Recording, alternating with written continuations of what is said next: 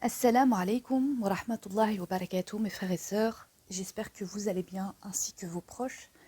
Nous allons commencer un nouveau livre qui s'intitule L'importance de la sunna en islam par le Cheikh Al-Fawzan.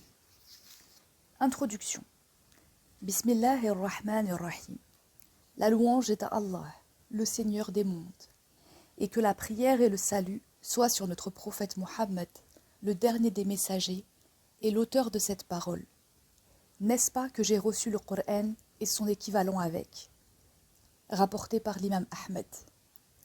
Allah a envoyé son messager avec la guidée et la religion de vérité, en tant qu'avertisseur et annonciateur, telle une lampe éclairante, à une période de latence au cours de laquelle il n'y avait pas de prophète ni de personne pour enseigner le droit chemin.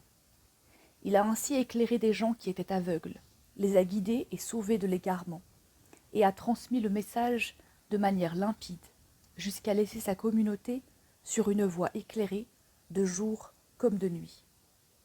Il a dit, sallallahu alayhi wa sallam, à ce propos, « Je vous ai certes laissé ceux avec quoi, si vous vous y accrochez, vous ne vous égarerez jamais après moi. Le livre d'Allah est ma sunna. » Rapporté par l'imam Malik. Et il, sallallahu alayhi wa sallam, a dit, « Certes, celui qui vivra parmi vous verra de nombreuses divergences. Je vous ordonne de suivre ma sunna et celle des califes droits et bien guidés. Accrochez-vous-y et mordez-y avec vos molaires. Et je vous mets en garde contre les choses inventées, car toute chose inventée est innovation, et toute innovation est égarement. » Hadith rapporté par Abu Daoud, At-Tirmidhi, Ibn Majah et Ahmed. Le sujet de notre récit, si Allah le veut, se rapporte à la tradition prophétique, sunna, et l'importance qu'elle revêt dans l'islam. Le terme sunna désigne, dans son sens linguistique, l'habitude, comme l'atteste le verset. Attendent-ils donc une autre habitude que celle des anciens? Sourate 35, verset 43.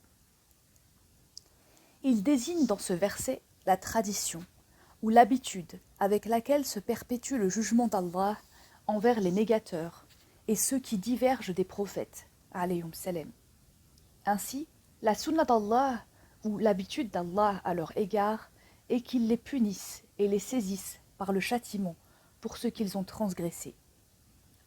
Le prophète, sallallahu alayhi wa sallam, a également dit « Vous suivrez certes la sunna de ceux qui étaient avant vous, signifiant par cela les chemins des communautés qui vous ont précédés. » Ceci indique que le terme sunna signifie, sur le plan linguistique, la tradition. En ce qui concerne son sens terminologique chez les savants de la législation, qu'ils soient analystes, fondamentalistes ou jurisconsultes, il désigne tout ce qui a été rapporté du prophète sallallahu alayhi wa sallam, comme parole, action ou approbation. Certains ont ajouté « et comme caractéristique ». Ainsi, tout ce qui parmi ces éléments est authentiquement confirmé du prophète sallallahu alayhi wa sallam constitue la tradition prophétique. Telle est sa définition chez les savants de la législation. Quant à sa place dans l'islam, elle est très élevée et son importance est capitale puisque la sunna du prophète vient en deuxième lieu après le Coran. En effet, la première base de la religion est le livre d'Allah, subhanahu wa ta'ala, qui a été révélé à son prophète, sallallahu alayhi wa sallam, avec la guidée et l'éclaircissement. Puis, la deuxième base est la sunna du prophète, sallallahu alayhi wa sallam, et tout ce qui vient ensuite, comme base, prend sa source dans ces deux fondements. En clair, le socle des fondements des preuves religieuses en islam est constitué de ces deux sources grandioses, le livre d'Allah et la sunna prophétique.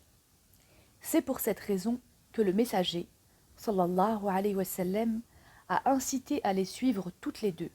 Par sa parole, « Je vous ai certes laissé ceux avec quoi, si vous vous y accrochez, vous ne vous égarerez jamais après moi.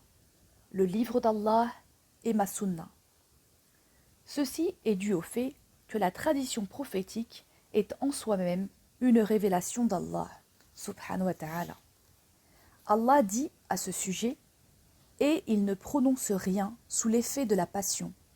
Ce n'est rien d'autre qu'une révélation inspirée. » Sourate 53, versets 3 et 4. Ainsi, la sunna est une révélation d'Allah inspirée à son prophète, sallallahu alayhi wa sallam, qui lui-même l'a transmise aux hommes par le biais d'ordres et d'interdictions. Par ailleurs, la sunna est l'éclaircissement du Coran, son interprétation et son explication. Elle explicite ce qui est global, elle limite ce qui est absolu, spécifie ce qui est général, et il se peut qu'elle abroge certaines de ces règles, ou même qu'elle apporte des règles qui enrichissent celles qui figurent dans le Coran. De ce point de vue, nous apprécions clairement son importance dans le sens où elle est l'interprétation du Coran et son éclaircissement, comme Allah subhanahu wa ta'ala l'a dit. Et vers toi, nous avons fait descendre le Coran pour que tu exposes clairement aux gens ce qu'on a fait descendre pour eux et afin qu'ils réfléchissent. Sourate 16, verset 34. Allah a révélé le Coran et a confié la responsabilité de son explication au messager d'Allah, sallallahu alayhi wa sallam. Cette exposition n'est autre que la sunna. Et nous n'avons envoyé de messager qu'avec la langue de son peuple, afin de les éclairer. Sourate 14, verset 4. Le prophète, sallallahu alayhi wa sallam, est donc venu à cette communauté pour leur expliquer leur religion.